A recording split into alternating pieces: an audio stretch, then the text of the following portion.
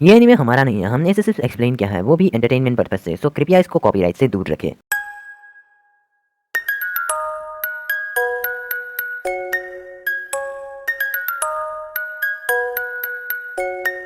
तो पिछले एपिसोड में हमने देखा कि नेजी नारुतो के ऊपर भारी भर रहा होता है, बट फिर नारुतो को याद आता है कि उसके पास नाइन टेल चाक्रा है। फिर वो अपने नाइन टेल चाक्रा को फोकस करके अपने नाइन टेल चाक्रा को अवेकन कर लेता है, जिसके बाद नेजी और नारुतो के बीच एक बहुत बड़ा क्लैश होता है, जो देखकर सभी लोग बिल्कुल हैरान हो जाते हैं और आखिर में नारुतो नेजी को हरा देता है।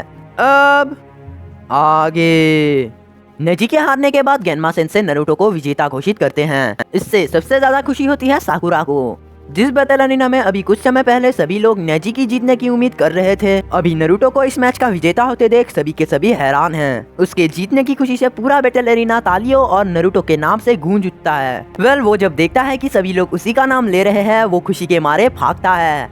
नारुतो को ऐसे भागते देख गेनमा सेंसेई सोचते हैं, कमाल है, लड़ाई में इसके साथ इतना कुछ हुआ, फिर भी वो इतनी आसानी से दौड़ पा रहा है। इस लड़के में कमाल की ताकत है।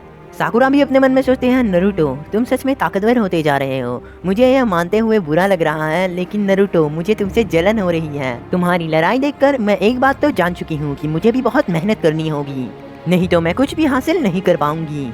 और वहाँ ऊपर वेटिंग रूम में शिकमारू सोचता है, अरे ये क्या, मुझे तो विश्वास ही नहीं हो रहा, नारुतो ने नेजी को हरा दिया। और मैं बेवकूफ सोचता था कि मैं और नारुतो एक जैसे हैं, बिल्कुल बेकार और अनकूल। जिसमें शीनो कहता है, बेकार और अनकूल, ऐसा क्या? शिकमारू फिर से बोलता है, अरे यार अब तो सब लोग उसे ताकतवर समझेंगे, अब तो मुझे भी शक है कि मैं उसे हरा पाऊंगा कि नहीं। उसके बाद लॉर्ड होकागे सोचते हैं कि जिस मकसद के लिए तुम्हारे अंदर नाइन टेल को सील कर दिया गया था वो पूरा हुआ। आखिरकार तुमने नाइन टेल की चक्रा का इस्तेमाल करना सीख लिया।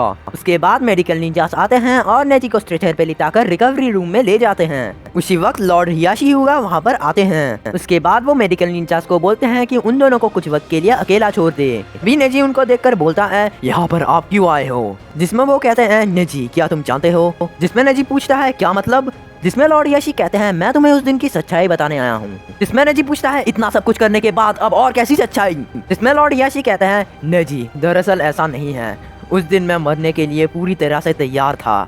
जिसमें नेजी बोलता है कि अपनी कहानी अपने पास रखो, उस दिन मेरे पिताजी को जबरदस्ती मरवाया गया, सिर्फ और सिर्फ आपको बचाने के लिए। नेजी की यह बात सुनने के बाद लॉर्ड हियाशी उसे पूरी सच्चाई बताते हैं। दरअसल उस दिन जब लाइटनिंग विलेज के निंजा को मुखिया ने मारा था और लाइटनिंग विलेज ने यह शर्त रखा था कि उसे मरना होगा जिसने उनके निंजा को मारा, तब लॉर्ड हियाशी हुगा अपने विलेज को युद्ध से बचाने के लिए अपनी कुर्बानी देने के लिए तैयार थे। लेकिन तभी उनके कबीले के कुछ लोगों ने उनको ऐसा करने से रोका। वो इसलिए क्योंकि वो ह्यूगा क्लैन के मुखिया है और उनका इस तरह से मरना पूरे क्लैन के लिए बहुत बुरा होगा। तो वहाँ के कुछ एल्डर्स उन्हें सलाह देते हैं कि अगर लॉर्ड हियाशी के बदले उनके जुड़वा छोटे भाई जो बिल्कुल उनकी तरह दिखते हैं हराशी ह्यूगा को कुर्बानी देनी होगी। पर हियाशी इस बात के बिल्कुल खिलाफ थे। वो ऐसा बिल्कुल नहीं चाहते थे कि उनकी जगह उनके छोटे भाई को मरना पड़े।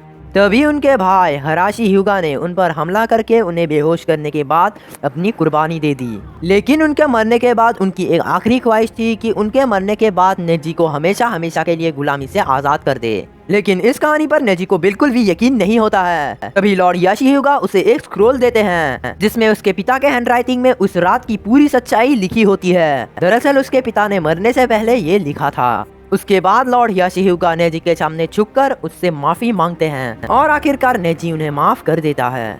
वहाँ दूसरी तरफ बाहर बैठी ऑडियंस चिल्ला रही है क्योंकि पहला मैच खत्म होने के बाद अभी तक दूसरा मैच शुरू नहीं हुआ। तो अगर आपको याद है तो नारुतो और नेजी के बाद गारा और सास्के का मैच होना था, लेकिन सास्के अभी तक यहाँ पर नहीं पहुँचा है। तो रूल्स के मुताबिक टेस्ट में लेट पहुँचना ये रूल्स के खिलाफ है, इसलिए लॉर्ड होकागे ये तय करते हैं कि वो सास्के को डिस्क्वालीफाई कर दे।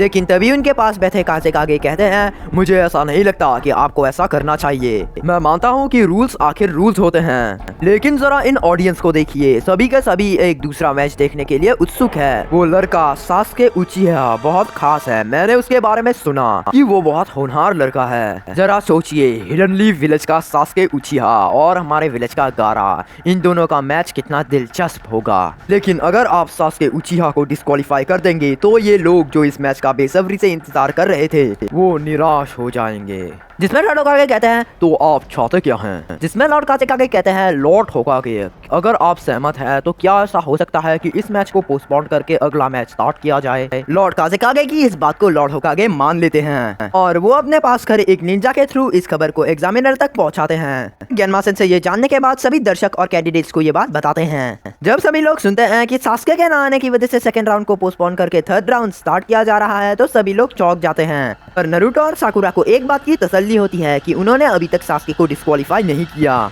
तो गेनमा सेंसेई थर्ड मैच अनाउंस करते हैं जो कनकेरो और शिनो के बीच होने वाला है। तभी अचानक से कनकेरो क्विट कर देता है। उसके क्विट करने से सभी को थोड़ा अजीब लगता है। कनकेरो ने इसीलिए क्विट किया क्योंकि वो अपनी ताकत को तब तक नहीं दिखाएगा जब तक उनका प्लान स्टार्ट नहीं हो जाता। तो उसके बाद गेनमा सेंसेई फोर्थ मैच अनाउंस करते हैं जो होने वाला है शिकोमारू और तेमारी के बीच। एग्जामिनर इन दोनों का नाम लेते ही सबसे पहले तेमारी मैदान में आ जाती है। तो उसे देखकर शिकोमारू सोचता है कि काश वो भी अपना हाथ उठाकर क्विट कर ले क्योंकि ये सब उसके लिए एक सिरदर्द है। तभी अचानक से नारुतो बोलता है जाओ शिकोमारू तुम कर सकते हो और उससे वहाँ से धक्का दे देता है। नारुतो के ये करने से वो सीधा नीचे गिरता है। तो इसी पॉइंट पे इस वीडियो की एक्सप्लेनेशन खत्म होती है। तो वीडियो पसंद है तो लाइक करना, चैनल को सब्सक्राइब करके बेल आइकन को जरूर हिट कर देना ताकि हमारी ऐसी वीडियोस की नोटिफिकेशन तुमको मिलती रहे।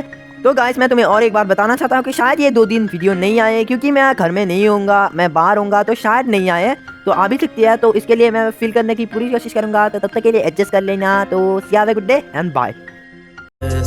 कहने को है बातें पर मन में तब पता चला आया कितने तूफाने मैंने सोचा ही नहीं था मैं माजी में दफनाता आया हूँ।